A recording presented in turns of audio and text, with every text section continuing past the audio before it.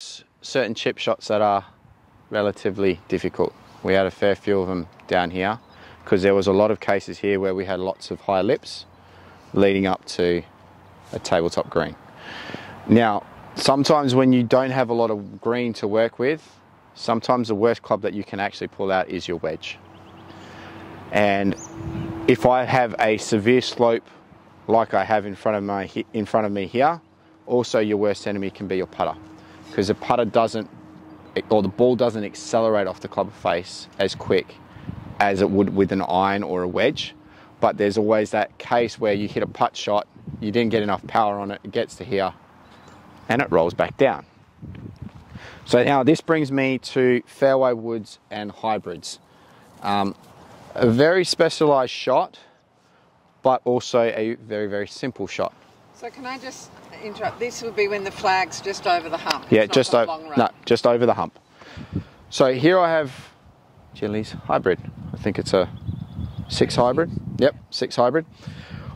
What you want to understand with these shots, and the reason why we're using this club is because you're going to treat it like a putter, you're going to set up to it like a putter, but because it's a hybrid, the ball's going to accelerate off the face a lot more. So if I was to stand here with my putter and I was doing my putting stroke would look something along that nature. Now, because a hybrid's supposed to be used this way, you have to grab this club and you need to stand it up right on its toe. Now, once we stand up in its toe, it allows you to get into what I would call a much closer position like you're going to putt. Now, you can't generally get completely over the top of it, but you're going to get close. So get the toe of the club or the hybrid, so it's right on its toe. Take your setup, you're going to go right to the bottom of the grip, so you're holding it like a putter, and you're going to do what I would call a putting stroke. You're also setting up the golf ball so it's almost on the toe of the club head. So then from here I can then take my setup. I know straight away now that I've got a club that's got enough get up and go, but if I put a putting stroke on it, it's going to chase up onto the green. All right. It's probably one of the easiest and most successful shots out there, and you'll see tour players do it occasionally now and then. You'll see them pull out their hybrid or a fairway wood. But again, this is also a case here where you don't want to do this. Yeah, or lift your head. Yeah, or lift the head. It's got to literally be like your putting stroke. Eyes over the ball. Yeah. So, and you can do that with a 7 iron. You can do this with your 7 iron, you can do this with your 5 iron. The only problem is when you go to an iron, it's also going to produce a little bit more loft.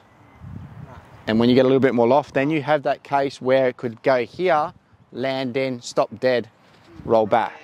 Yep. Whereas with a hybrid, it's going to keep it out low and it's going to keep it rolling from the get-go and chasing up onto the green. Now, even there, I haven't got it to the hole, but I've got it on the green. Yep. You hit your putt, you leave it short, comes back here. You hit your wedge, you hit the top of the hill, it comes back here. Or then the next one, you hit your wedge too hard and it ends up on the other side. Yep.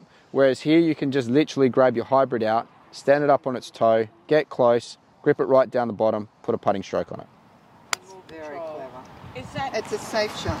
is that the same philosophy for if you're sort of off the green but in slightly longer grass? Like No, so longer grass, when you get into longer grass scenarios, you need to get the ball popped up out of that long grass. Yeah. Yep. Because if it's in long grass, if you hit this kind of shot with there, it's just going to grip into the long grass and it's not going to go anywhere. So when you're in a long grass situation, yes, loft is your friend. You need to carry it out of it. This is, for me, more a specific shot, and the only reason why I'm covering this is because when we're walking around all the golf courses here, I'm like going, oh, you could use hybrid there, you could use hybrid there, you could use hybrid there, you could use hybrid there, you could use hybrid there. And there are a few shots at Cottesloe where this would come in extremely handy. At Lake Carrinup, I used to use it all the time because as soon as you go over the back of a green at Lake Carrinup, it just drops away. And then all of a sudden you've got this massive hill in front of you, no green to work with and a pin at the back. I'm just like, right, hybrid, set up. So what if Right. it's just uphill? And All the way? there's no- yeah. That's fine as well. I'm thinking of one o'clock like that. Yeah, Yeah. you know, Yeah. On the 15th or 15th, whatever it is. Yeah, 15th, 16th. Now, 16th. realise, Yeah, 15th. all right, realise here also how far I am away from the green. 14th. The Yeah. big high one. How far am I away from this green? I'm only, what, 18. 8 metres? Maybe 6 metres away from this green? Don't get yourself into a situation where you're all the way back there Try to do it. trying to do this shot. It ain't going to work. Right. Yeah. Because now all of a sudden you have to have a swing that's like that to get it there. Yep. So This is, we're talking about a scenario here where if I was to step that out, 1, 2, 3, 4, 5, 6, 7, 8 metres away from the green. Yep. Are you telling me my 60-metre putts are not okay? No, 60 metre putts are fine. Texas wedge is great. Texas wedge is great. If you can do the Texas wedge, by God, do the Texas wedge. There's one of the most rewarding shots is when you can knock a putt from 60 metres off the green and stick it dead eye on the flag. But what I'm saying here is you've got too much to contend with here, Get in trouble. where if you're using a putter, you have to really hit it hard. I'm not really hitting this hard. And if you chip over, you might. Yeah.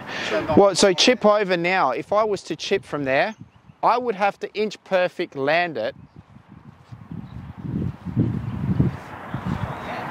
here every time. Now, if I land it here, it's going to kick and run through. If I land it here, it's going to stop dead. If I land it here, it's coming back to me. Yep. At least with this, once you get the feeling of it right, all those shots are pretty close to the hole. And I haven't prepared for this. I haven't trained for this. I just looking at it going, right, putting straight, putting straight, putting straight.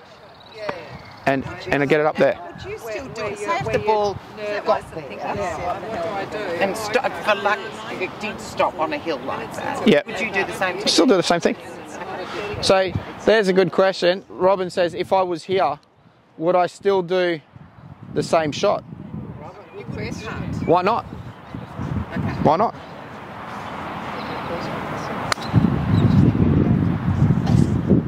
Yeah. Yeah. Why We're all not? thinking of the 18th. Yes, of course. Yeah, because that's just sometimes you're lucky.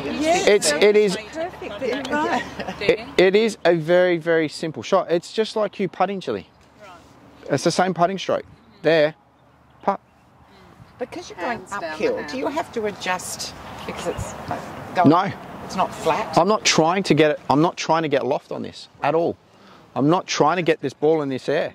I'm literally trying to get that ball rolling.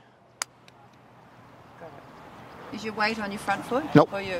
I'm literally like I'm putting. Literally like I'm putting. the ball is, yeah, In the middle. Yeah, in the middle. I keep my feet relatively narrow. But again, just remember, even when you're putting, yep, grab your wedge or grab your hybrid, pick it up on its toe, get close, grip it down the bottom. down the bottom. Yeah, eyes on top of the golf ball, putting stroke. Now there I've hit too soft, but guess what? I'm still on the green. Yeah, you say It's not back at your feet. Yeah, I'm still on the green. Yep. Yep. So it takes a little bit of practice to get used to, but let's go give it a go.